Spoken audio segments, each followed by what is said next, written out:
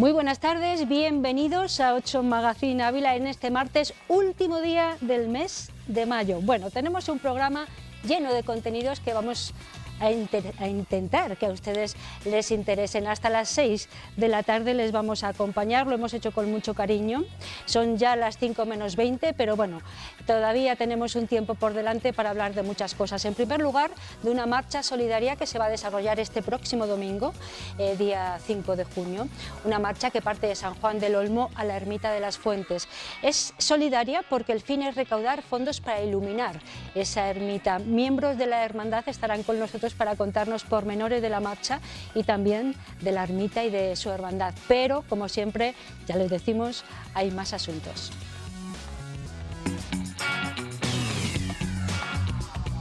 Además, en la historia mejor contada, el cronista de Ávila, Jesús María Sanchidrián, nos hablará de los chocolateros de Ávila, su historia y su tradición. Tendremos tiempo de tertulia para hablar del vandalismo en diferentes ámbitos, como el fútbol.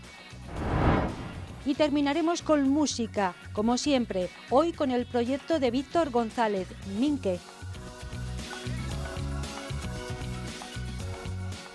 Eso será al final de nuestro programa. Como siempre, es el colofón con el que queremos acabar 8 Magazine Ávila, programa en directo, en riguroso directo, que comenzamos hablando de la Ermita de las Fuentes, un lugar especial. Lo estábamos hablando aquí con nuestros invitados, es un lugar especial donde confluyen muchas energías, uno se siente bien, y para iluminar el interior, fundamentalmente, de la Ermita de Nuestra Señora de las Fuentes, es por lo que se ha organizado esta marcha solidaria de la que vamos a hablar ahora con Rafael Hernández, es el presidente de la Hermandad de Nuestra Señora de las Fuentes. Rafael, buenas tardes. Buenas tardes, Ana. Muchas gracias. Encantada de tenerte aquí. Igualmente. Y de que nos hables de la ermita, de su entorno, bueno, de todo esto.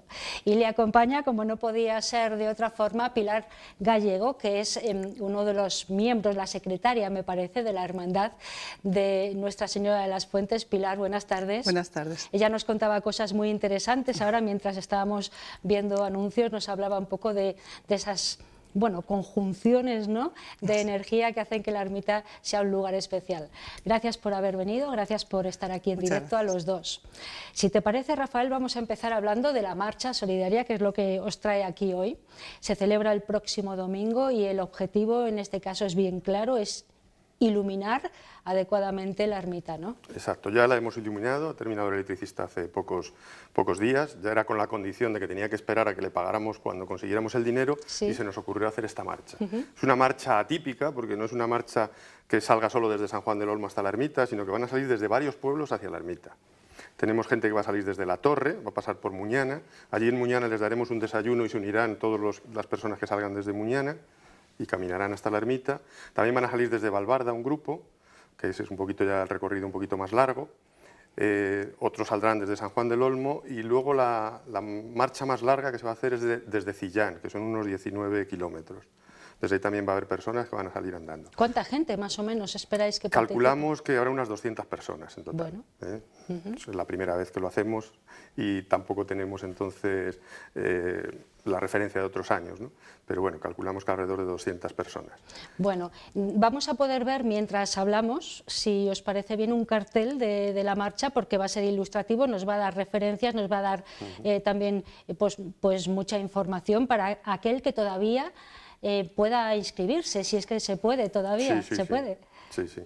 A la marcha se puede inscribir uno hasta ese mismo día. Lo que sí que queremos, porque luego va a haber una comida solidaria allí en las Fuentes, nos van a hacer una paella gigante, pero claro, eso que sí que queríamos saber para cuántas personas piensan comer allí, por, hombre, que no nos quedemos con hambre y tampoco que nos sobre ahí la mitad, ¿no? Ahí vemos ese cartel con la ermita de las Fuentes de fondo, ¿no? Eso es. Sí, sí. Bueno, pues en el cartel están detallados los 5 puntos de salida, ¿sí?, y más o menos los kilómetros que hay, el recorrido, la hora en que se va a salir de cada punto, porque no se sale a la vez, ya que los que vienen desde más lejos salen más pronto, para luego más o menos estar allí todos a la vez. Y además también los kilómetros que hay en cada... Eso y el tiempo que más o menos se tarda en recorrer la marcha, dependiendo de cada punto. ¿Cualquier persona puede hacer esta marcha o hay zonas más complicadas de caminar? Yo creo que desde menos? Muñana y ¿Es familiar, quiero decir? Desde Muñana y desde San Juan del Olmo lo puede hacer cualquier persona, porque son 5 kilómetros o 6. Sí. Bueno, desde Muñana no llega a 5 y desde San Juan del Olmo 5 y pico, yo creo. entonces vale. cualquier persona lo puede hacer. Y todavía, Pilar, se puede inscribir la gente entonces. Sí, yo creo que como nos dan un máximo que hasta el jueves, sobre todo para la comida, para comprar los... Lo que decía Rafael, para ver para cuántos hay que hacer la paella. Y para la marcha, pues si no es la comida, pues yo creo que hasta el mismo día se pueden apuntar si quieren.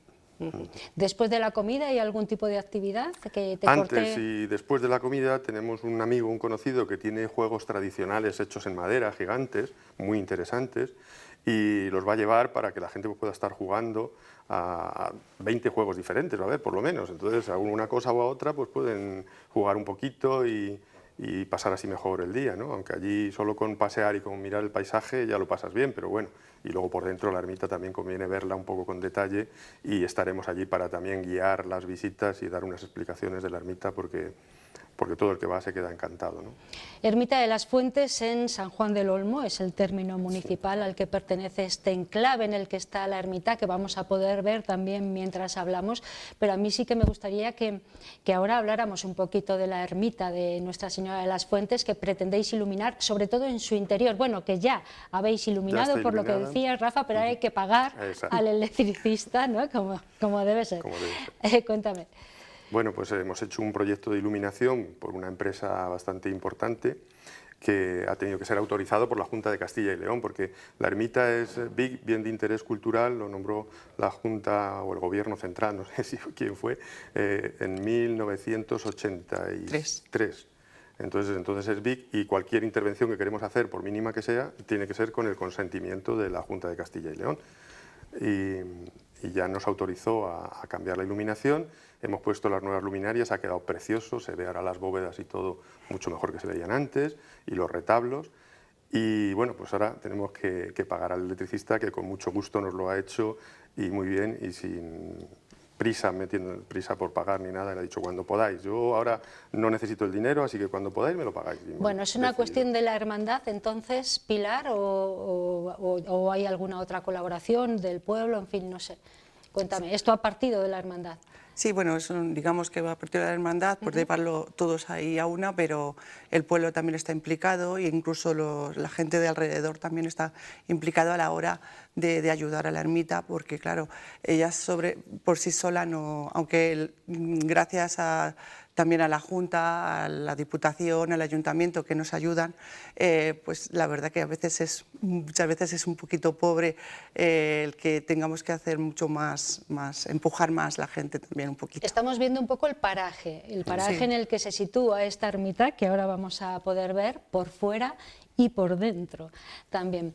Me decías, Pilar, antes de que nos viera la gente en su casa, que es una ermita muy especial por muchas cosas. Sí. Cuéntamelo. Sí, bueno, hay es decir, una vez vino un señor que era como un zaurí y tenemos un rincón especial, no suelo decir cuál es porque quiero que la gente lo descubra. Que justamente él nos decía que el altar no estaba en su sitio porque tenía que estar al este, quisieron dar notoriedad al agua porque justamente nace el río al lado del altar, entonces es un rinconcito que justamente ahí como que se juntan las líneas telúricas con la línea del agua y según él es muy raro, por no decir rarísimo, que justamente se concentre. ¿Qué hace? Pues que genera una energía muy positiva y gente que, sin decirles nada, hay gente que nota frío, otros no notan nada, otros sí lo notan, pero en sí lo que notan todos es que es una paz, una tranquilidad, un sosiego que les dura casi todo el día. Yo necesito ir muchas veces a las fuentes porque voy allí y me cargo de energía y le pasa a mucha gente. Todo el que va, vuelve, pero porque es un sitio que te da paz, te da un sosiego, te da es como decirte, no es explicable, hay que ir. Es la ermita de Nuestra Señora de las Fuentes, está cerquita de Ávila además, está en el término de San Juan del Olmo, el lugar, el enclave en el que está ya también da mucha paz, pero es verdad que la ermita tiene algo especial, ¿está abierta normalmente? Abrimos los sábados por la tarde, hemos hecho un grupito de WhatsApp y nos turnamos para tenerla los sábados por la tarde abierta y que sea visitable y la gente pueda apreciarla. Hemos estado haciendo unos trabajos allí también, unos trabajos así de forma altruista entre la gente del pueblo, en el entorno, no ya en la ermita, Y entonces estamos allí trabajando, siempre tenemos las llaves por si alguien va, pues que pueda. Y nos hemos quedado asombrados porque va muchísima gente, que claro, cuando no estás allí no te das cuenta, ¿no? Pero a coger agua de las fuentes, y cuando ven que está abierta y lo ven, se quedan sorprendidos, porque a lo mejor la conocen por fuera, pero no la han conocido por dentro. Bueno, por fuera es así, de bonita, pero por dentro hemos podido verlo mientras hablábamos también, es muy especial. Sí, sí, y sí. ahora está mucho mejor iluminada. Pues sí, ¿no? esas Y imágenes gracias que a habéis esta puesto, marcha todavía no tenía los focos nuevos y sido. lo estaba yo notando ahora, digo, Sí, qué sí, diferencia sí. va Que ahora está de mucho cómo está mejor. mejor. En la hermandad, ¿cuántos sois y a cuánto se remonta esta hermandad de Nuestra Señora de las Fuentes?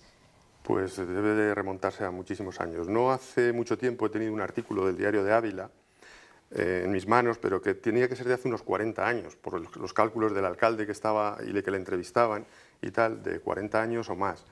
Y bueno, entonces decía que eran, pues no sé si 400 personas en la hermandad.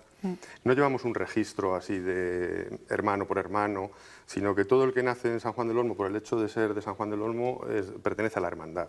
Y los que nos casamos con alguien de San Juan del Olmo, como es el caso de Pilar y mío, que estamos casados con nuestros cónyuges, nuestros cónyuges son de allí, ¿no? Pues, pues también pertenecemos a la hermandad. Vale, vale. Y hoy vienen aquí fundamentalmente a contarnos que han preparado una marcha solidaria, se desarrolla el domingo, día 5 de junio ya, y el fin último es recaudar fondos para poder pagar al electricista que ha estado desarrollando trabajos para mejorar la iluminación de su interior, ¿no? Vamos a recordar un poco cómo puede hacer aquella persona que ahora nos está escuchando y diga, ah, pues a mí me apetece. Claro, pues tiene 5 recorridos para elegir. Dependiendo si le gusta caminar mucho, puede venir desde Cillán, que es la que más lejos está. Allí se sale, creo que es a las 8:30. Antes, entre 8 y 8:30, les daremos un desayuno. Allí, un desayuno además curioso, porque es una cosa que no se come nunca, pero que nuestros padres y nuestros abuelos pues tuvieron la oportunidad de comer, lo que está riquísimo. ¿Qué es? Es masa de pan, pero frita. Antes de hacer el pan, esa masa freírla en una sartén con aceite de oliva. Vale. Y luego bien, se le puede echar un poquito de azúcar o simplemente mojándolo en el café, está riquísimo. Antes, nuestros antepasados iban al panadero por la mañana, mi padre se llamaba Rafael, Rafael, dame un trozo de masa que voy a freír, pum, se lo daba, le pagaban masa lo que de fuera. pan frita, Claro. sin haber pasado por horno y sin nada. Exacto. Vale. Cuando se está haciendo el pan, un trozo de esa masa. Entonces se hace una tortita, se le estira bien, se le deja finito, se le echa en el aceite y está más rico que los churros.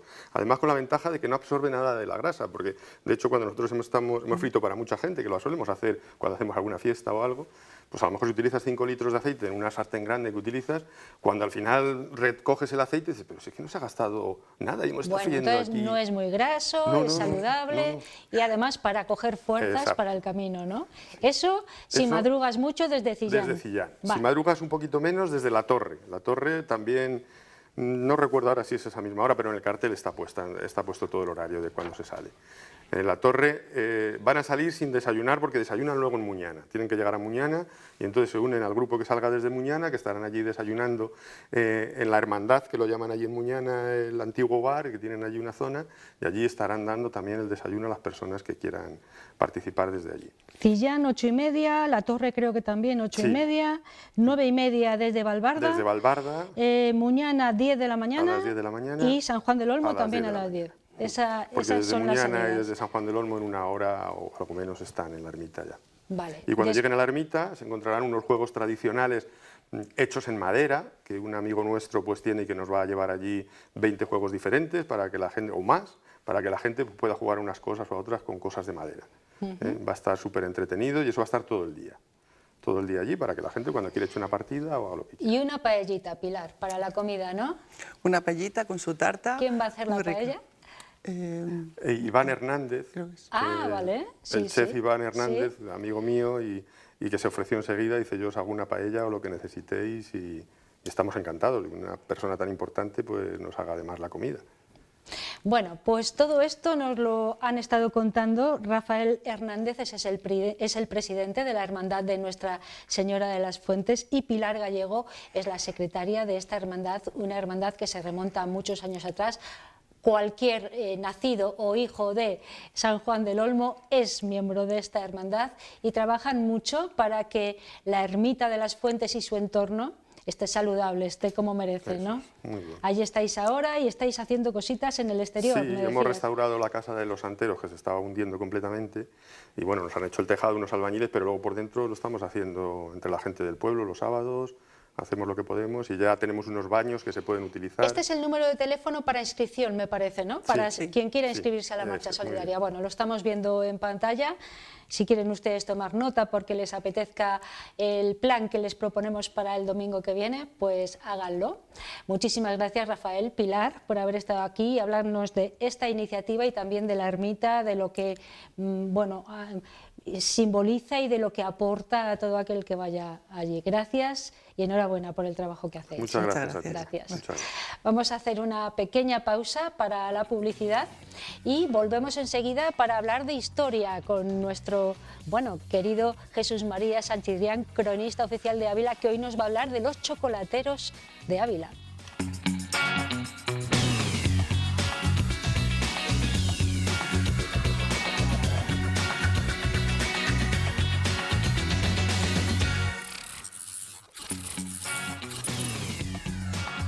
Ya estamos aquí, después de la publicidad, 5 y 4 minutos aproximadamente, hasta las 6 o 6 y poquito les vamos a acompañar en riguroso directo. Si no nos pueden ver ahora en la sobremesa, lo pueden hacer después, a partir de las 10 de la noche, porque se lo repetimos todo. Ahora vamos a hablar de historia, de la nuestra. Vamos a hacerlo además en la historia mejor contada, que es una sección que nos gusta mucho y que mensualmente nos trae con total generosidad Jesús María Sanchidrián, que es el cronista oficial de Ávila y que nos acompaña. Buenas tardes, Jesús María. Muy buenas tardes. Gracias por estar con nosotros en directo. Encantado. Para hacernos conocer un poquito más de nosotros mismos, en definitiva, ¿no? Sí, incluso para compartir todas esas cosas que uno pues lee, aprende, escucha, le cuentan, lee, pues de eso se trata. Hoy vamos a hablar de los chocolateros de Ávila, de su historia y de su tradición. Larga historia y larga tradición, había muchos chocolateros en Ávila, sí, ¿verdad? Bueno, el chocolate que no llega a España sino a partir del descubrimiento de América, que traen los monjes, que hay un ejemplo buenísimo de esa fabricación en el monasterio de Piedra de Zaragoza, por ejemplo. Y ciertamente en los censos y en los padrones, en Ávila, por ejemplo, desde el 1751, que es el censo de Florida Blanca, ya aparecen y figuran en la capital una serie de chocolateros, que es como que el oficio con el que figuran inscritos. Bien, es verdad que esta fabricación era artesanal, puramente artesanal, es decir, era casi como las operaciones artesanales que se hacían para la transformación del grano en harina y luego en pan, prácticamente. O sea, se cogía el grano de cacao que venía generalmente de África o de Sudamérica, se limpiaba, se tostaba, se molía, y se transformaba ese líquido de la molienda en el chocolate, que luego se mezclaba con azúcar, con especies, y se vendía por las casas. Es algo tan ¿Y estamos remontándonos rústico. a qué época más o menos? Esta era la forma de hacer el chocolate desde el siglo XV, siglo XVI. O sea, es decir, sí. En el XVIII pues sigue, es decir, no se industrializa, entre comillas, es decir, esta forma artesanal se transforma ya en la forma de moler y de transformar los granos de cacao en chocolate propiamente dicho, ¿no? Que eso ya no se hace hasta que no empiezan a implantarse a ciertas fábricas rudimentarias, sí, o molinos de chocolate, que eran molinos como los molinos harineros, que en lugar de hacerlo con el trigo, lo hacían con el cacao, y en lugar de hacerlo en los márgenes de los ríos, pues lo hacían en el interior de las poblaciones, cambiando la fuerza motriz del agua por la fuerza de una mula, por ejemplo, de 2 mulas. Ese era el procedimiento, el proceso, digamos. Bueno, no solo en Ávila capital podríamos pensar, sí, que se desarrollaba esta tarea del chocolatero, sino que también en la provincia, muy cerquita de aquí, en Mingorría. No sé si te suena ese pueblo. No, está ahí al lado, sí. Eso me dice. Es el pueblo de Jesús María Sanchidrián. Se nota, siempre se nota que sale algo. Pero ciertamente a mí me ha llamado mucho la atención que hay una gran tradición de chocolateros en Mingorría, sí, lo podemos ver en imágenes incluso ahora, ¿no? Efectivamente, yo he encontrado, cuando hablamos de ello es porque tenemos vestigios materiales de esas fábricas que había, ¿no? Porque probablemente lo habría en muchos más lugares, ¿no? Y efectivamente la antigua fábrica de chocolates Marugán de Mingorría, ahí la tenemos, que su antecedente inmediato ya es del año 1832, lo bueno es que tenemos una manera de visualizar cómo se hacía aquello que a lo largo de los años pues ha venido realizando. Esa es la cosa, que hayamos acudido precisamente a la herencia que nos han dejado en Mingorría los chocolates Marugán, que tenemos todos los envoltorios. Qué bonitos carteles, bueno, carteles, y si ves la publicidad que se hacía, se metían cromos, se metían lapiceros, se metían coleccionables de barajas, es decir, una cosa increíble de la promoción publicitaria que se hacía de estos productos. Tenemos los de Mingorría, en Ávila también ocurría lo mismo, se metían postales, fotos, se metían incluso escudos. Las grandes fábricas lo hacían, las grandes fábricas catalanas sobre todo y valencianas, bueno, pues eran más famosas y tenían más merchandise, digamos, ¿no? Pero bueno, también las tenían los de Chocolates Marugán. Los de Marugán, que es de los que más vestigios tenemos, porque sí. de los de Ávila, por ejemplo, también los chocolates luego Scotty, los veremos, sí. También había otro tipo de publicidad muy interesante, ¿eh? ¿Y de estos chocolates Marugán queda algún vestigio, quiero decir, alguna construcción? Es decir, es como si en el año 70 cierras una fábrica, echas la llave al edificio y te vas. Y no vuelves hasta hoy. Pues y así está. Así está todo. De hecho, huele a cruz a chocolate. Madre o sea, mía. Es decir, y se mantiene tal cual, es decir, no se ha musealizado, ha habido alguna jornada de puertas abiertas, pero bueno, se mantiene tal cual, con toda la maquinaria, los mostradores, los moldes, los envoltorios que hemos visto, todo el proceso de elaboración de este chocolate se conserva tal cual se hacía hace 70 años atrás. Incluso el vehículo de reparto que hemos visto sí. Era el que se utilizaba, ese vehículo desde el año 1934, y se mantiene tal cual, con el letrero publicitario que tenía, era un Opel de la época. Entonces, bueno, pues ese es el testimonio más relevante del patrimonio industrial, entre comillas, porque la industria en Ávila ya sabemos un poco que ha sido de esa manera, pues que tenemos y que guardamos, porque el resto de fábricas que conocemos, bueno, pues se han transformado o han desaparecido. Es decir, que nos contaba el de Chocolates El Canario de Navatejara, que luego hablaremos de ellos, que estaban censados en Castilla y León 300 fábricas y ahora quedan 30.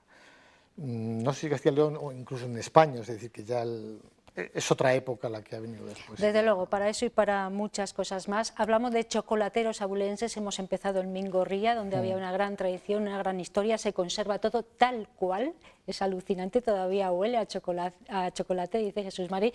Y ahora, bueno, vamos a hablar de otras fábricas de chocolate, por ejemplo, en Ávila capital y en otros puntos de la provincia, en Cebreros, creo recordar, bueno, también, en otros puntos. En Ávila, que también ha tenido mucha tradición chocolatera, es verdad, desde la fábrica de Eduardo González Novo, que tuvo el establecimiento de venta y demás en la calle Ibarreta, es decir, enfrente del mercado de abastos, que estuvo la fábrica, decían sus familiares, en la plaza de San Andrés, y que últimamente la tenía en el Paseo Don Carmelo, donde hay un hotel ahora, al lado de la siguiente fábrica, que era la Chocolate Scotty. La fábrica de González Novo era de 1890, que se la venden a chocolates. No a chocolate Scotty, porque cambia el nombre. La misma fábrica utiliza la marca de chocolate Scotty que la compran los hermanos Herranz de Miguel Ángel de Segovia en el año 1961 y mantienen la misma marca de chocolate Scotty, con ese edificio tan grande que todavía hemos podido ver en el Paseo Don Carmelo, que es el testimonio más grande, ¿no? O más importante de esa fabricación que ha habido en Ávila. Otras que ha habido en Ávila era pasado el Puente Adaja, de frente justo, donde estaba la Marquesina, eso era la fábrica de López Santo Domingo, donde está el colegio antiguo colegio de farmacéuticos en la Avenida de Madrid. Ahí al lado estaba la fábrica de chocolates de Abdón Santiuste, que era también un balneario de la familia Cruces, que se llamaba Santa Teresa el chocolate, y que obtuvo un gran premio de la muestra de alimentación que hubo en Argentina en 1910. O sea, es decir, ahora no tenemos nada, nos quedan los chocolates del Gorriaga, que están en el polígono de La Colilla, que vinieron en el año 70, pero se dedicaron más que nada a la fabricación de galletas, de productos, chocolate. Ya, de galleta y de bueno, que la verdad cosas. es que ahora mismo el Gorriaga es una gran empresa en Ávila, una gran empresa de... Estamos viendo algunas imágenes, sí. me han visto los espectadores haciendo así porque teníamos Gorriaga, ahí todavía fotos. Efectivamente, sí. Ahí la tenéis, la de chocolate Scotti que hemos visto, la abulense, que es la de Eduardo González Novo, que se llamaba así, en la calle Barreta, que os he dicho enfrente, y la de que os he dicho de la fábrica de López Santo Domingo en la Marquesina, pasado el puente Adaja. Este ya que veis ahí es de Mosén Gómez, de Cebreros. Estos son los antiguos empleados de Eduardo González Novo, cuando pasó a ser Chocolates... No, Herrad de Pedro, explotando la marca de Chocolate Scotti. Sí. Y luego ahí vemos efectivamente la del Canario, que es la de... Vemos otra vez la de Chocolates Scotti, que tenía varias marcas, Scotti, Herranz. Herranz era el nombre que utilizaba la fábrica originaria de Miguel Áñez, en Segovia, donde se mantiene como museo esa cadena de producción artesanal que había antiguamente. Ahí sí que se mantiene, o sea, los Scotti... Esta es la fábrica de Scotti, que muchos todavía recordarán porque hasta hace muy poco ha estado Sí, hasta hace poco, estamos hablando hasta, a lo mejor hasta los años 90. Sí, por ahí. Sí, estaba. Sí. Y luego se fueron al polígono industrial, que es donde han estado funcionando.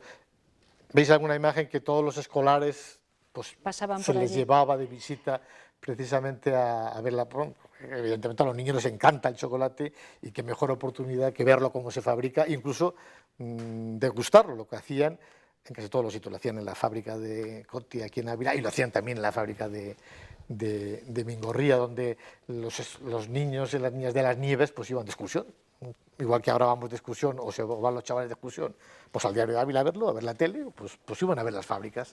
Sí. Y pasaban unos ratos bastante Era muy agradables, interesante aquello, a mí me parece que sí. Porque es el proceso de fabricación que teníamos, como decía antes, en Ávila, de transformación de productos, de materias primas y productos ya elaborados, o sea, que no era muy normal, o sea, es decir, porque Ávila ha sido y su provincia una ciudad y una población eminentemente agrícola y agropecuaria, donde la fabricación, aquí en Ávila, si podemos encontrar las fábricas que ha habido, pues son con los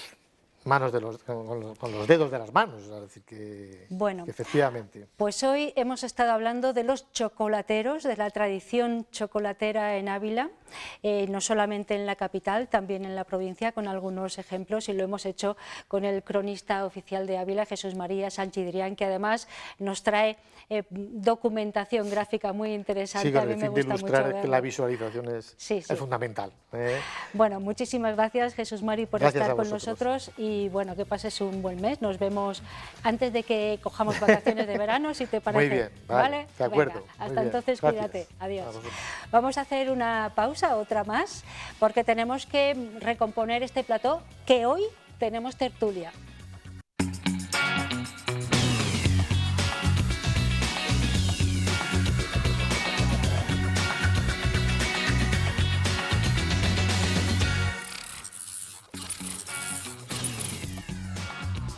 Ya hemos vuelto de la publicidad y aquí estamos con mascarilla porque somos muchos ahora en plató, porque es tiempo de tertulia, como les decía antes de irnos a ese episodio de anuncios y de consejos. Es tiempo de tertulia y hoy, fíjense, vamos a hablar de el vandalismo en diferentes contextos, como por ejemplo el fútbol. Fútbol y vandalismo, dos palabras que no pocas veces van unidas. Hemos podido constatarlo recientemente en una final de Champions que paralizó a todo un país, y eso mirando solo al nuestro, ¿cómo se puede ser así? ¿Cómo se puede hacer esto? Y que causó gravísimos problemas de seguridad. El vandalismo está detrás de numerosos momentos de inquietud social y además de generar peligro, ocasiona importantes pérdidas económicas. Como ejemplo, en esta pequeña y tranquila ciudad, el destrozo de más de medio centenar de contenedores en lo que llevamos de año ha originado un desembolso extraordinario a las arcas municipales, o sea, a todos nosotros, de más de 15.000 euros. El vandalismo es un fenómeno que solo se produce de forma grupal, algo curioso. ¿Qué sucede? ¿Es un efecto imitativo? ¿Y con el fútbol? ¿Qué tiene que es capaz de generar tanta pasión desenfrenada y enfrentada a menudo? Reflexionaremos sobre estos asuntos con Esther Bueno, Rubén Jiménez, Ana García y hoy un invitado de excepción a quien vamos a presentar ahora. Y es nuestro compañero Roberto Ponce, compañero de deportes, que ha querido sumarse a la tertulia de hoy. Gracias, Roberto, buenas tardes. Hola, Ana, buenas tardes a todos. Rubén, Esther, Ana, hola, muy buenas tardes. Hola, buenas tardes a todos. La razón de que esté aquí Roberto es que ayer, escuchándome preparar esta introducción, él me decía, pues yo no estoy muy de acuerdo en esto que dices de no sé qué. Digo, ¿ah, sí? ¿Quieres venirte a la tertulia? Y digo, claro, y aquí está. ¿Quieres empezar tú, Roberto? Bueno, como es la primera vez, aunque juegue en casa, yo dejaría ¿Dejas al que resto. empiece otro? Pues Sí, venga, perfecto. vamos a empezar por Pues Rubén. si quieres, pues yo estoy, si él decía que no estaba de acuerdo, me pasa exactamente lo mismo. Cuenta. Creo que asociar vandalismo al fútbol yo creo que no es correcto. He tenido la suerte de ir a partidos grandes, partidos del Real Madrid, partidos de Barcelona, y de verdad nunca he visto vandalismo, jamás, os lo prometo. He ido con los niños, he ido con la familia, hemos visto los partidos tranquilamente. Si me dices en los años 80, a principios de los 90... te hablo de hace 2 días, en pero, París. pero podemos analizar eso de París. Vale. Es decir, he visto un montón de noticias, he leído de... Primero, ¿dónde está el Estadio de Saint-Denis? El Estadio de Saint-Denis está en un barrio complicado de París. Para llegar a París es difícil. Había bandas organizadas ajenas al fútbol para robar a los asistentes al partido. De hecho, una de lo que decían es que robaban los teléfonos móviles, porque como casi todos traemos las entradas en los teléfonos móviles, robaban los teléfonos móviles para poder acceder. Sí. Es decir, pasa lo mismo que con las manifestaciones. Cuando hay una gran manifestación en Madrid, yo no pienso que los causantes del vandalismo sean los organizadores de las manifestaciones, ni el 90% de los que asisten a la manifestación. Es un grupo probablemente organizado que quieran realizar destrozos aprovechando que hay un gran acto, como puede ser una manifestación o como puede ser el fútbol. Por eso yo, lo del otro día que decimos de fútbol, creo que es otra historia, no tiene relación con el fútbol, de verdad. Es con un gran acontecimiento que hubo en Saint-Denis, en el que el fútbol estaba, pero que si hubiera sido otra cosa allí, probablemente hubiera pasado exactamente lo mismo, porque eran bandas organizadas que están justo entre lo que es el centro de París y Saint-Denis, que es un barrio complicado. Bueno, también hemos visto algunas imágenes que creo que eran de Madrid, de Cibeles. Sí, de luego la celebración. Pues. Bueno, yo de fútbol no sé mucho, pero puedo opinar en este sentido que, estando de acuerdo con lo que tú dices, porque muchas veces cuando hay manifestaciones fuera de lo que es el fútbol, siempre a veces hay grupos organizados que crean situaciones indeseadas de vandalismo, de quema de cosas, etcétera. Pero yo creo que en el fútbol sí que se oye hablar de grupos, por ejemplo, ultras dentro de los propios partidos, del organigrama, digamos. Sí, el organigrama de un club tiene como un ala radical o algo así, ¿no? No sé cómo se llaman exactamente, pero que ya te digo que no sé, pero sí, pues los hinchas de no sé qué equipo inglés llegan a Madrid, toda la policía está en alerta por si... Eso ocurre. Sí, pero lo que iba a decir justo de los años 80, 90 era eso, que los grupos ultras eran los dueños de la grada. Bueno, Roberto sabe lo mejor que nosotros. Sí, porque eso también lo han ido los propios clubes, lo han ido reorganizando, ¿no? Pero es verdad que hay grupos como de hooligans ahí súper bestias que viajan a otros países con intención de liarla, ¿no? Esto, no sé. Roberto. O por lo menos... ¿A qué respondo? A todo. No, tú habla, tú cuenta lo que te parezca. Yo parto de una base que es lo que decía Rubén. No fue en París, fue en Saint-Denis. Yo no conozco, he estado en París, pero no conozco la idiosincrasia, ni la ciudad, ni de la metrópoli, ni nada parecido. Hay un jugador de fútbol, exjugador ya, entrenador, Thierry Henry, campeón del mundo con Francia, francés, por lo tanto, campeón de Europa con Francia, que unos días antes en la CBS Sport, en un medio de comunicación, dijo, ojo, atención, que la final no es en París, es en Saint-Denis.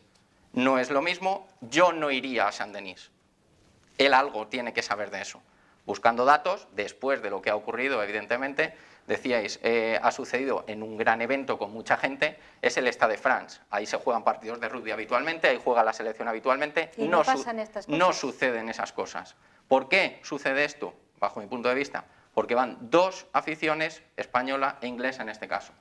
Esa zona de Francia, buscando los datos, y es del Ministerio del Interior, la criminalidad en todo París está cerca del 10% en cuanto a la violencia frente a otros. En la región del 20%. En Saint-Denis supera el 35%. Vale. Es decir, se sabe lo que hay ahí, se sabe los problemas que existen y no se controló desde un punto de acceso que provocó un embotellamiento con miles de personas hasta el estadio para controlar todo eso. En España se han hecho eventos multitudinarios, se ha hecho un Boca River en el Bernabéu que puede ser lo más brutal en cuanto a aficiones y no ha pasado nada, porque además también estamos acostumbrados en España a eventos de alto riesgo, policialmente se controla y ahí no se hizo. Vale. Como primera exposición. Luego seguimos hablando. Ana, Ana dice... Me he quedado todo fuera de eso- juego. Es que es muy... Nunca mejor dicho. muy difícil. Penalti. Bueno, es que lo estamos asociando al fútbol, pero Eso te iba a decir, no es necesario que nos restringamos al coincido fútbol, ¿eh? ya sabemos que cada vez que hay pues, un acto social que implica que, bueno, que hay gente o que se pueden ver dos puntos de vista contrarios, pues sabemos perfectamente que esto pasa y como coincido con el compañero de que muchas veces quien lo provoca no es nadie que esté metido en el asunto en concreto, sino es gente que viene de fuera precisamente a liarla, como hemos dicho antes, ¿no? Entonces, no sé, yo creo que es que los fanáticos son personas exageradamente exageradas que llevan todo a un extremo y les da exactamente igual el porqué, simplemente Pero es llevarlo perdona, a Ana, extremos. en este caso no son fanáticos ni del Madrid ni del Liverpool, no son aficionados, ellos fueron las víctimas de un lado y de otro, causado por grupos organizados con navajas, con machetes, con palos, dando palizas a familias enteras que para entrar y para salir, que estaban los autobuses, los coches a 1,5 kilómetros, tenían que ir por descampados y solo se escuchaban los gritos de la gente que estaba siendo agredida. O sea, en este caso, el fútbol no tiene nada que ver. Se aprovechó un evento en el que iban miles de personas extranjeras que no sabían dónde se metían y las autoridades francesas no controlaron eso. Pero fíjate, yo sí que creo que se aprovecha algo del fútbol para esto. Se aprovecha la pasión, la repercusión. muchas veces exacerbada, que genera el fútbol y que no generan otros deportes u otros acontecimientos. Pero en este caso, más que fútbol, es la repercusión del partido. También, claro. Porque el partido de rugby paralizó no un tiene la país como repercusión que tiene este, es la repercusión. Pero y con 80.000 extranjeros. Eso voy. 80.000 extranjeros que son fáciles de robar o atracar, es decir, no están robando a Te los pongo de la otro casa. como ejemplo. quien dice. Todos sabemos, partiendo de Ávila, los barrios que puede haber conflictivos y que los hay conflictivos, pero si no voy a meterme ahí, me voy a ir a otro ejemplo. Todos sabemos cómo es Sevilla, dónde está el campo del Betis y que no muy lejos están las 3.000 viviendas. Tú ponte que pasan por ahí 80.000 personas por las 3.000 viviendas para ir al campo del Betis. O la Cañada Real de Madrid.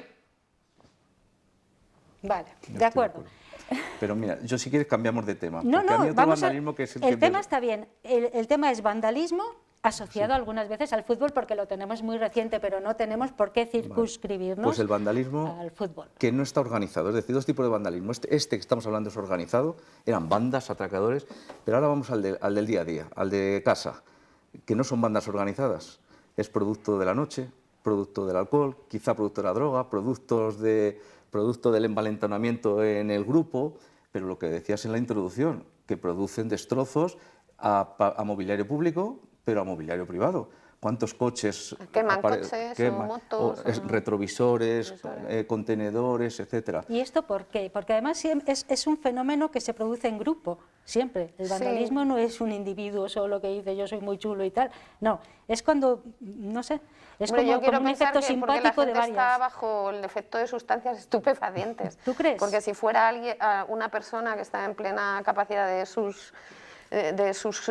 su mente, no creo que hiciera que hagan algo así. Yo creo que sí, que son a no grupos ser que tengan un que interés, son grupos al como abrigo puede ser el caso del fútbol, son ¿no? Que grupos tienen al abrigo de eso, del Porque lo que voy a decir alcohol es imposible. A ver. Pero me encantaría que al día siguiente del vandalismo hubiera una cámara y pudieran entrevistar al que lo ha hecho, Claro, en condiciones normales. Solo, al solo.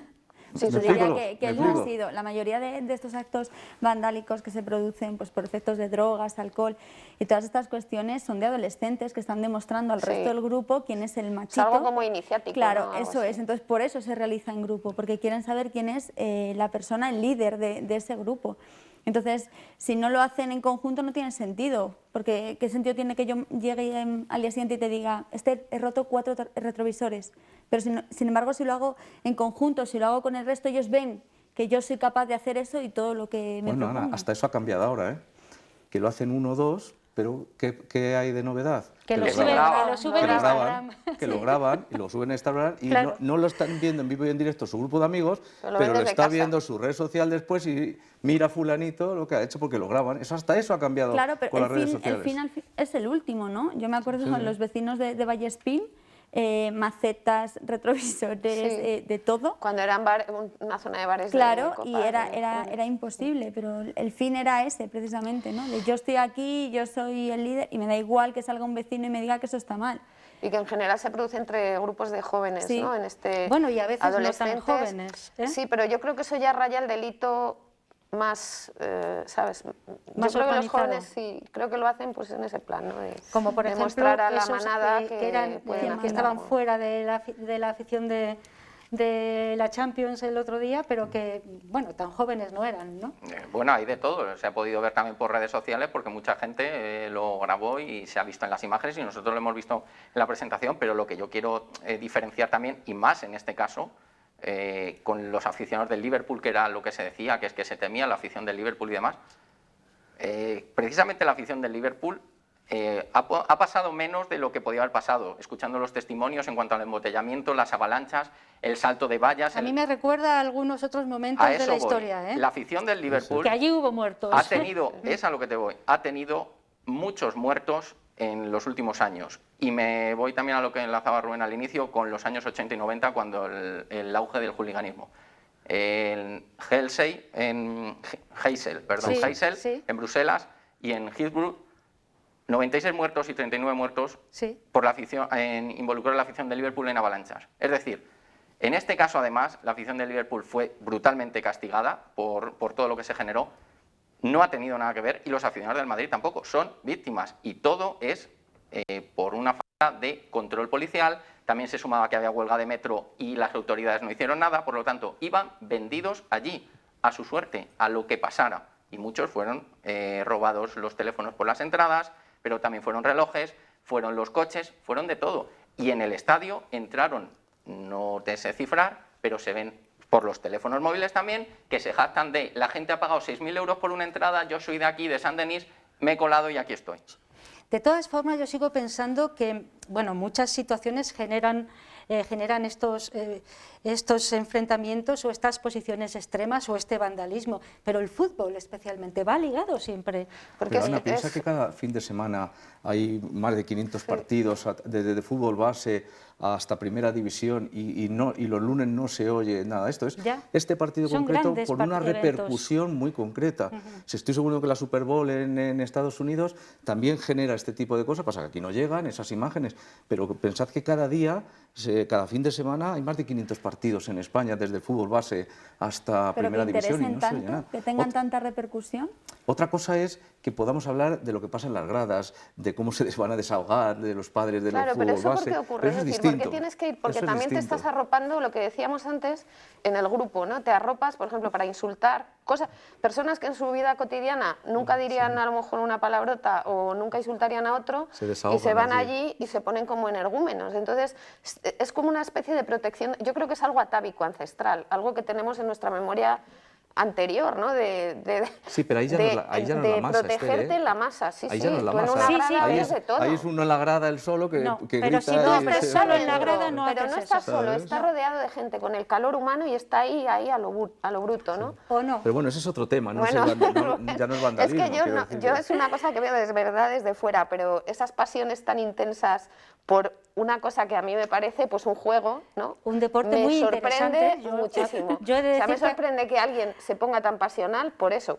Vamos, me sorprende que sé qué pasa y es así. Claro, pero me el fútbol sorprende tiene- infinito. el fútbol porque- tiene algo especial que no ya, tiene ya, ningún pero a mí deporte, me eso gusta, sí, yo es verdad, personalmente es- no lo comprendo. A mí me gusta el fútbol, me parece un deporte universal, un deporte de estrategia Sí, a mí me gusta, fundamental pero... y me encanta, pero hay cosas que no entiendo. Que se pone en el fútbol porque es lo que más se vende, por lo que más se puede ver por televisión o en los periódicos, pero el baloncesto en países como Lituania, en países Sí, como sí, pero Turquía, eso sí, me refiero a ese es tipo de... brutal lo que sucede. Ya no de altercados, porque son por lo general la misma afición y no pasa, pero de ambiente, de caldera, que se suele decir en estos sitios, o sea que ya no solo el fútbol.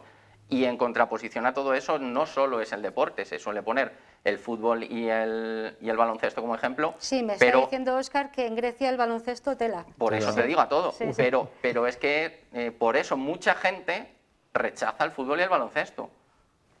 Por todo lo que sucede alrededor. Porque tú vas a una competición, y lo hemos tenido este fin de semana, de rítmica en el pabellón de San Antonio, y entre competidores se animan. Termina una cosa y se reconoce. Pues ahí voy. ¿Por qué? ¿Qué es lo que Pues tiene el fútbol? Es una pasión ahí incontrolable. Pero a ver, Ana, que está mirando así. Sí, es que lo estamos asociando al fútbol y yo ya he dicho al principio que el fútbol Yo tampoco, no... ¿Tú no has visto un partido seguido nunca? y no te lo intento, Oye, yo he pero... visto la final, ¿eh? O sea, yo sí que lo he visto. Yo también. No, O sea, pero sí que por veo eso algunos que a mí me llama partidos, mucho la pero... atención. Y sobre todo asociarlo siempre al fútbol. Es que siempre va como asociado al fútbol, hay grandes masas, grandes... No sé, o sea, yo tampoco entiendo, soy capaz de entender la pasión que siente la gente por el fútbol. O sea, mi padre, cuando juega hay algún partido de fútbol interesante, no se puede hablar, no lo entiendo, me cuesta muchísimo. Entonces, los fanatismos, como lo queramos llamar, que surgen de todo esto, pues supongo que van ligados a eso, ¿no? Pero Esther y yo tenemos que buscarnos otra cosa porque no... Que ahora la política se está asemejando, que hay momentos que no se puede hablar, que está muy tensa la cosa con la política. Porque hemos perdido la capacidad de empatía, escuchar, de poner en el lugar del fundamental. En política es de escuchar. Sí. O sea, la gente es incapaz de estarse un rato callado, escuchando y luego dar la réplica. Es todo a saco. Entonces así vamos fatal. Bueno, estamos en los 2 últimos minutos, vamos a hacer una última ronda, empezamos por Ponce. Así, concluyendo un poco, ¿qué tiene que ver el vandalismo con el fútbol? Nada, según tú, ¿no? En este caso más reciente y en Saint-Denis... Este caso reciente ha sido muy preocupante. Y en Saint-Denis y no en Francia no tiene nada que ver con el fútbol. Es más, se ha utilizado a los aficionados al fútbol para realizar hechos delictivos. No va más allá de eso. Y que el problema está en la sociedad y en ciudades, en este caso, como Saint-Denis. ¿Que ha tenido de excusa el fútbol? Correcto. Vuelvo a decir, algunas de las imágenes que hemos visto eran de Madrid, eran de Cibeles, y ahí ha habido también palos. Entonces, bueno, ya no estábamos en Saint-Denis. Bueno, sí, pero que los CDR actuaban en las manifestaciones y los primeros 10 minutos era de gritos de protesta y luego se iba lo que se iba. Saqueos en bancos, saqueos en tiendas, robo de ordenadores, robo de bicicletas, y eso era una gran masa.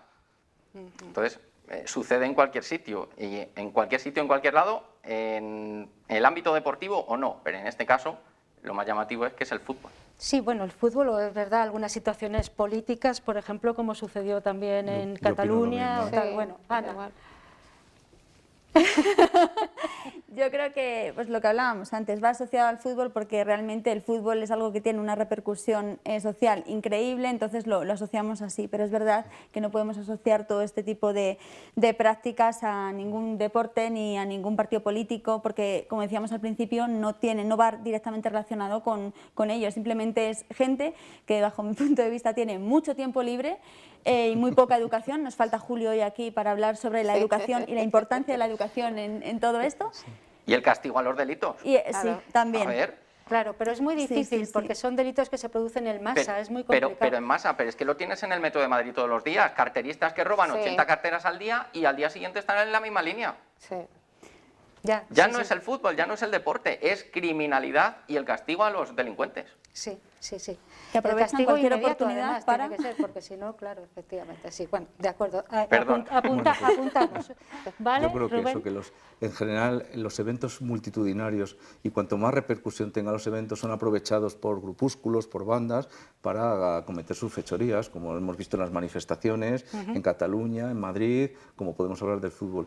Y a mí me preocupa del vandalismo local, el pequeño, el del sábado por la noche, el del viernes por la noche. El de los contenedores que hemos es en el visto, que podemos ¿no? trabajar También. en los institutos, con mucha educación, hablando de lo público, de lo importante que es respetar a lo que no es tuyo, ya no solo lo público, porque hablamos de coches, hablamos de otras situaciones, pero ahí sí que, en ese punto sí que podemos incidir desde lo local, desde el instituto, desde los colegios, en intentar mejorar ese aspecto. ¿Esther? Yo creo que es verdad que la educación es la base común.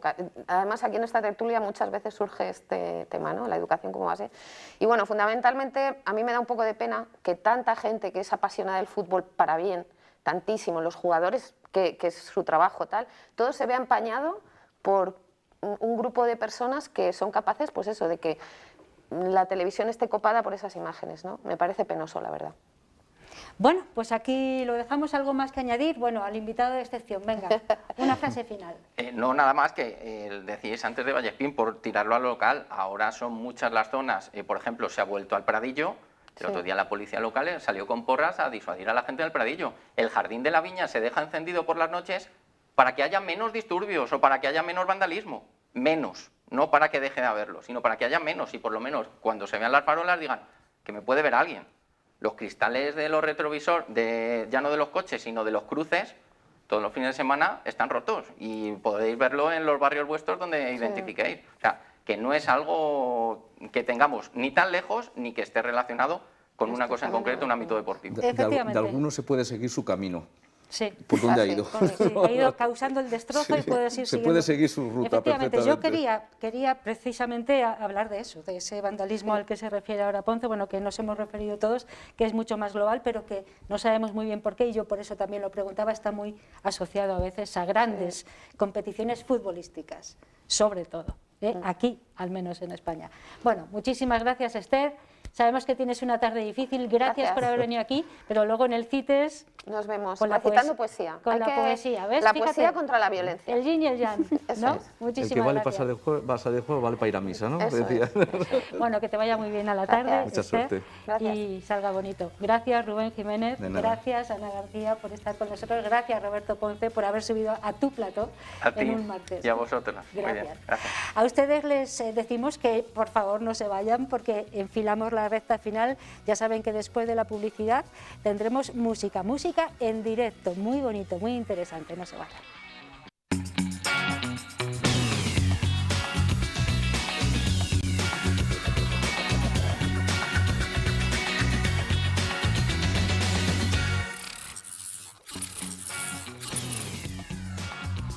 Ya estamos aquí en esa recta final que les prometía antes de los anuncios, una recta final musical, música en directo. Tenemos prácticamente siempre en 8 Magazine Ávila y hoy, para acabar el mes de mayo, pues también. Tenemos con nosotros a Víctor González, aunque a él le gusta que le llamemos Minque, con 2 Es. Víctor, buenas tardes. Hola Ana, buenas tardes. Muchísimas gracias por estar aquí, gracias por aceptar por invitarme. Gracias a ti por aceptar nuestra invitación. Tú eres abulense, aunque no resides aquí, vas y vienes, bueno, eres Sí, un poco... un poquito. Bueno, nací aquí en Ávila, pero bueno, por temas de mis padres de trabajo se fueron a Alicante y me he criado allí en Alicante siempre. Sí, sí. Y de vez en cuando te dejas caer por aquí, por la ciudad del centro de la capital. Sí, ¿no? bueno, estoy viviendo ahora en Niarra. Sí.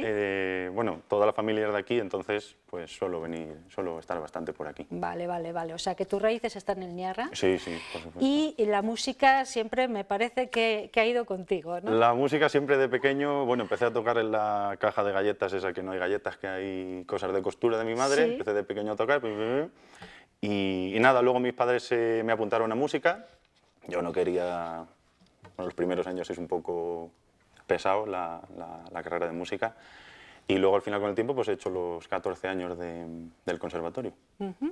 Vale, y ahora, bueno, pues estás haciendo cosas en solitario, porque Sí. tú eres compositor, compones tus propios temas, aunque también haces adaptaciones de algunas canciones, pues no sé, Eso de es. los 80, de músicos que te gustan, entiendo, ¿no? Sí, sí, por Háblame un supuesto. poco de tu trayectoria. Pues mira, empecé a escribir, bueno, a los 14 años con un amigo, luego tengo algunas canciones ya colgadas en redes sociales, que bueno, la gente me puede, no sé qué cámara tengo que mirar, la gente me puede seguir, si pone Minque me puede Buscando echarle un ojo. Minque salen tus Eso cosas. es, eso es. Vale, Minque con K y 2 Es. Y 2 Es, ¿eh? el nombre Ahora lo verán. un poco extraño. Vale. Y nada, he seguido componiendo canciones, tengo algunas ya, como he dicho, en redes, y ahora voy a sacar un álbum de unas 10, 12 canciones,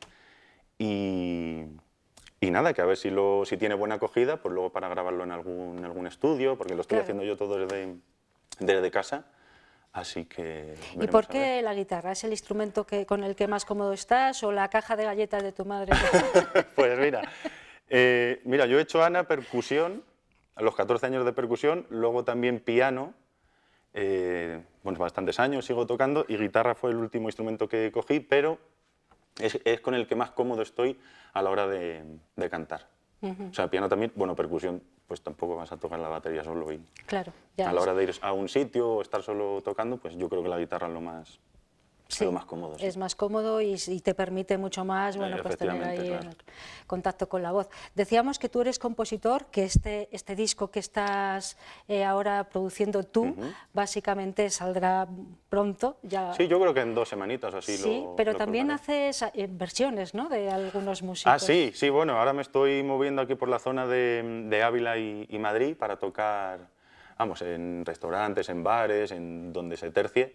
Versiones de todo un poco, vamos, desde Queen, Los Creedence, Joaquín Sabina, Estopa, un poco de música... Muy variada, ¿no? Sí, de todo, hasta jotas también. ¿Hasta jotas? Sí. Bueno, ¿y cuáles son tus influencias principales? Si es que tú eres consciente de ello, porque muchas veces el músico no es consciente de las influencias, pero bueno, sí que las tiene, claro. Claro, por decir algún grupo, el que más me gusta es Queen, de música inglesa, pero luego, al haber hecho conservatorio, luego el tema clásico también me tira mucho, me gustan un poco las armonías, los coros, un poco jugar con la música, no solo hacer a ver, y con la voz también. Sí. Tú tienes una voz muy especial, Víctor, porque hemos podido escuchar algunas cosas que has colgado, sí, tienes una voz muy especial. Y a la hora de componer, cuéntame un poco cuál es tu método, porque cada uno tiene el suyo y no sé si algún no tiene método ninguno, no sé cuál es tu caso. Pues yo, a ver, Ana, yo no tengo un método que voy a hacer la canción así, la voy a hacer así. Yo por lo general soy bastante pro melodía, o sea que si la melodía de la voz no me acaba de apañar, suelo dejar una canción en el baúl y pasa otra. Por ejemplo, Joaquín Sabina yo creo que lo tiene, que hace las letras, las escribe primero y luego le pone la música. Yo por lo general cojo la guitarra o cojo el piano, voy dando algunos acordes y ya voy dando forma un poco a la letra. O sea, empiezas con la melodía y después por lo general, sí, aplicas no sé. la letra. Ah, vale. Sí, ve, cada uno tiene su forma de hacer música. En este caso, Víctor González, Minque, con K y con 2 Es, si quieren ver ese trabajo que está haciendo, pues lo hace de esta forma. ¿Cómo se llama el disco en el que estás trabajando? Pues no tengo nombre, todavía Ana, porque por lo general cuando se saca un disco suelen poner el nombre de una canción al disco, y yo como tengo un poco un batiburrillo, un mejunje de canciones, pues no creo adecuado meter poner el nombre al disco de una única canción. Entonces, eso lo tengo un poco en el aire, ya lo pondré. Pero la canción que hoy vas a interpretarnos para terminar 8 Magazine Ávila tiene un nombre bien interesante. Potente. Sí. ¿Cómo se llama? Se llama Así siempre a los tiranos. Así siempre a los tiranos. Un título que a mí me ha llamado muchísimo la atención. ¿Qué quieres contarnos con esto? Pues mira, Ana, esta canción la empecé a escribir viendo un documental de estos que echan en la 2, con el tema de Hitler y todo esto, y empecé a basarla pues un poco en las ideas estas que quieren, de unos pocos que quieren gobernar a unos muchos, ideas un poco más totalitarias. La dejé un poquillo reposar y le he dado las últimas pinceladas con esto de que ha pasado de Ucrania. De Ucrania, bien. Pues con esta canción que está dentro del disco, entiendo, ¿no? Sí, por supuesto. Bueno, ya saben, está buscando un lugar donde mezclar bien el trabajo que estás haciendo, ¿no? Sí. O sea, que quien lo esté escuchando, si alguien que sabe de algún lugar donde se pueda trabajar en este asunto, pues que se ponga en contacto contigo, ¿no? Sí, por supuesto. Vale. De momento tú ahí estás en tu estudio grabando. Sí, yo en mi casa, más o menos le saco buen sonido, y si tiene buena acogida el disco y eso, y me abre algunas puertas, pues mejor que mejor. ¿Nos lo contarás? Sí, por supuesto. ¿Cuando saques el disco? Sí, encantado. Vale. De momento esta canción está dentro de ese disco, Así siempre a los tiranos se llama, y con ella vamos a poner el punto y final a 8 Magazine Ávila por hoy. Muchas gracias a todos ustedes por haber estado con nosotros desde las 4:30 y hasta ahora que despedimos. Mañana tenemos una nueva cita también a partir de esa hora, 4:30 en la sobremesa, y traeremos nuevos asuntos. Hasta entonces, cuídense mucho, siempre se lo decimos, y sean todos los felices que puedan. Les dejamos con Minque, con Víctor González. Minque es su nombre artístico, y con esta canción compuesta por él, Así siempre a los tiranos. Muchísimas gracias por estar aquí con nosotros, que vaya muy bien toda tu trayectoria musical y todo lo que emprendas en la vida. Gracias. Muchas gracias a vosotros. Hasta siempre. Gracias.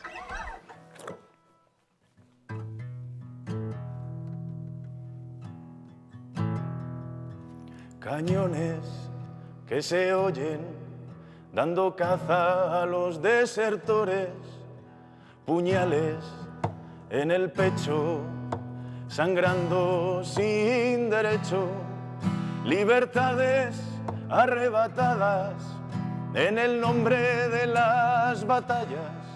La sangre pinta todos sus cuadros, así siempre a los tiranos. Aquí está vuestra salida, cojan el ticket y vuelvan a la fila.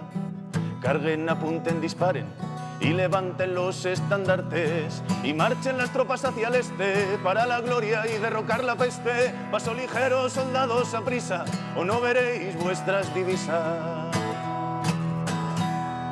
Son los ojos de la muerte con los que ve este tipo de gente. Son los valores depravados, así siempre a los tiranos.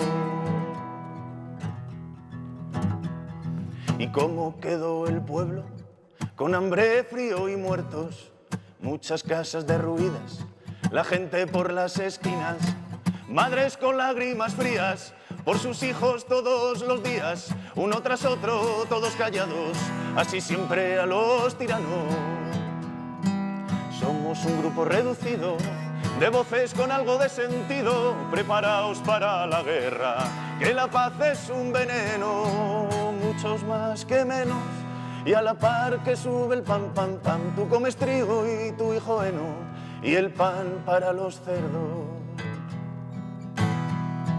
Son los ojos de la muerte con los que ve este tipo de gente.